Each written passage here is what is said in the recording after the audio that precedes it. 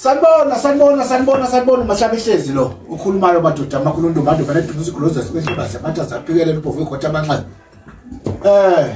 Usuke le ntombi kadila. Uye lo khulumayo. Wase. Cha bafuthu ngithi angibekele ulundaba kuphinde ngiqhubeke ukuchazela. Ngokugaya kwamashabehlezi nje ubona kugcwele amabhodlela phakathi ekhala nje. Ugaya yona induku yokuphakama. Ugaya yona induku yamandla.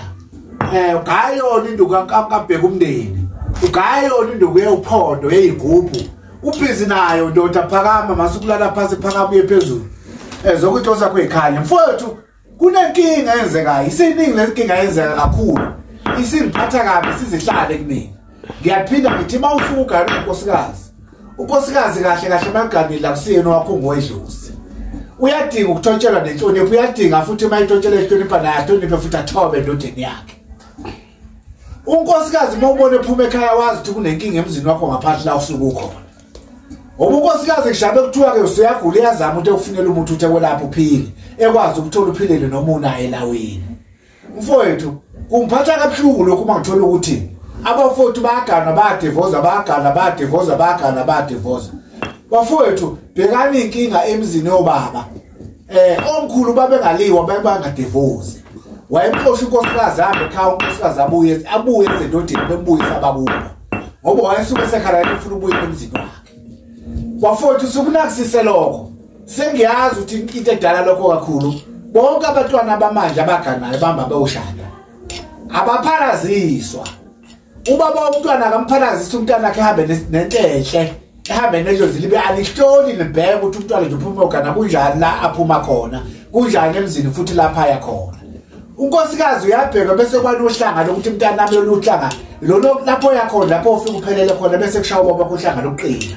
Lokuthi ungashawa zibango neyichitho. Ngoba nosisi bakhona bafikile bakhonyana emadodeni. Bayawathatha nje. Dawe unkosikazi lula iba strong emzini wakho mfowethu. Phinda siye lapha esimeni sesimo somsebenzi. Umsebenzi bafowethu ngiyazama ngawonke amandla ukuthi bonke abantu abenza umhlabahlezi bawuthola umsebenzi besebenze.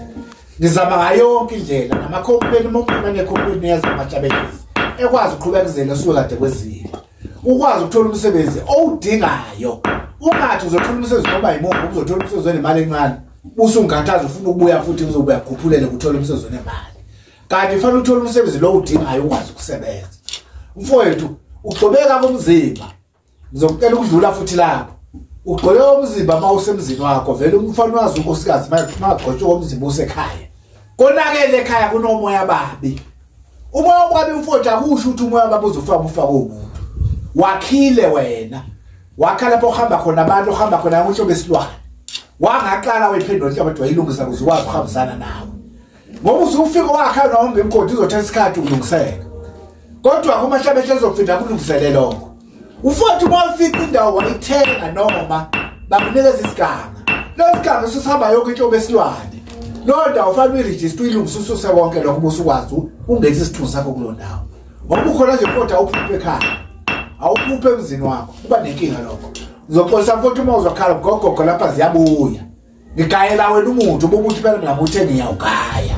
Inyanga ugaya umuthi. Mfowethu phasi kunake kakhulu lokho kunenkinga ebakhona. Awushukazi uqambile. Ayiqhubeka. Ngiphinde ngiqhubeke ngilungise lapha. Mfowethu gana unkosikazi abantwana obatholi. Kumele usondele kumahlabehlezi. Angisho ukuthi uNkulunkulu ukuthi umuntu athola abantwana. Kodwa mangaba amaqanda ekhona ngizofika ngileze lo qanda ukuthi bekhona ekhaya. Ngeke ngwenzele ingane yomuntu uzokwenzela ingane yempilo yakho okufanele ukuthi ube nomntwana vele. Makubheda kuwena mfowethu nawe ngizokulungisela umtholo umntwana. Na kanjani? Bafowethu ngiyacela, ngingaceli ngilitshela. Othanda ukusondela kumahlabehlezi. Uzofuna ezomthola umhlabehlezi lapha ekhona. Ngoba uzobexakele nezinkinga zakhe. Ayikho into ezohlula umahlabehlezi. Ngoshula ukubuyisela umphefumulo kuwona phela mawusuka emhlabeni usohamba. Ngiyohluleka ukubuyisela umphefumulo. Kodwa udinga uzofika phile kumahlabehlezi. Mfowethu uzosebenza uyithola imali. Mangasebenzile uzoyithola kanjani manje ungasebenzile? Uyadayisa uzoyithola imali mawufika kumahlabehlezi. Uyasebenza uzophakama uthola isikhundla lesosifunayo. Kodwa ngeke ujabule ube nebhizinisi yakhe seceleni. bese ngithi kuwe dokotela engisebenza nawe la ngizothi ngisebenza nawe noma ungasebenzi nami makukhona phosele khona mfowethu ngiyacela baningi abantu abakhala ubakhomplela ngiyacela Nkosi yami wena ngisebenza nawe angisho ukuthi ngishaqe kakhulu angisho ukuthi ngazi kakhulu kodwa ngithi kasifundisane bafowethu nami ngizofunda wena na ufunde kumina ngoba kubalulekile lokho abantu bayakhala yabona kuhlungu umuntu uzekhala ethi umuntu ngihambile ngasibani mafika ngakhokha imali eningi kodwa impumelelo ngangiyitholanga ngalahla imali yami usho ukuthi inyanga zonke ziyafana hey kuphatha kabuhlungu emoyeni wami lokho ngoba ngeke umuntu umashabisha zokafika ekhala ngalokho uyayizwa lo ndaba ngiyangitshela umuntu ukuthi uma usafaka ku2 phila futhi ufuna ukukhuphukela kancane inhlanga ziyahlukahlukana ziyabokhuphuka mfowethu kuba buhlungu mashabisha masufikile kuyena sefuna imali ngoba phela ngizoyifuna imali nami ngiyayithanda imali nginquma imali uthotha awunayo imali ngoba kade uhamba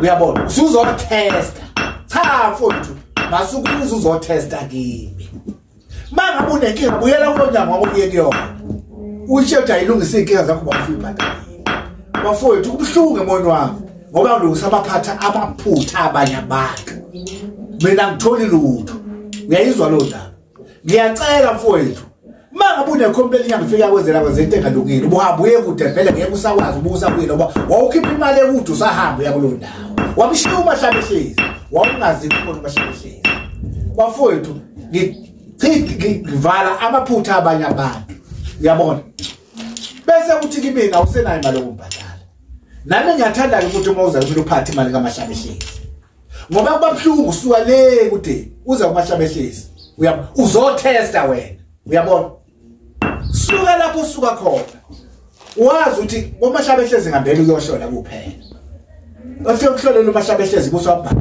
ubuyile emumva ubonga iphethe imali mase ukufika ukuthi akusize egcineni usuthi imali ayikho ngoba uzoyifuna nami imali nami abakho bayithanda imali awukona ukuthi mina ukwenta abantu bakini ngiyaliphinda lelo gama woza mfowethu uzothola ukusizakala sikhona impondo uzothola impondo kaMahlabehlezi uzothola ugcina umndeni 25000 uzoyithola intamba kaMahlabehlezi hlanganisa ke lo mali uze nayo uzosiza uMahlabehlezi ukwazi ukuphumela uya phambili uzomthola umuntu onamsebenza naye okuyena uzomthola efonini ebese kuhlumanisana naye